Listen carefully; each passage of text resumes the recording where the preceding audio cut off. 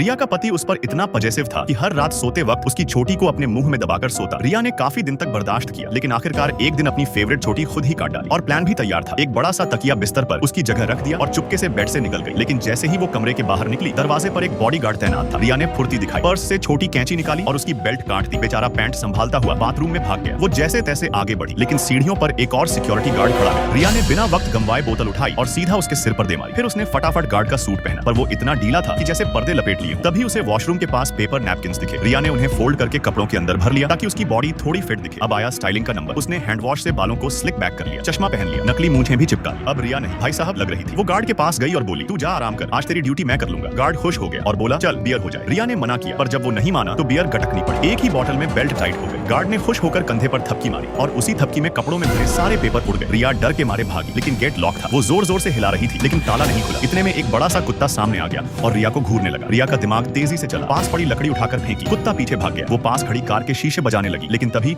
उसके अंडरवियर से beep beep की आवाज आने लगी। रिया को समझ आ गया उसके पति ने लोकेशन ट्रैकर फिट कर रखा था। अब वो जाग चुका था और गुस्से में था और उस ट्रैकर का पीछा करने लगा, पर वहां पर कुत्ता खड़ा हुआ था। लकड़ी मुंह में दबाए, लेकिन रिया अपना अंडरवियर उस कुत्ते को ही पहना गई और खुद वहां से भाग गई।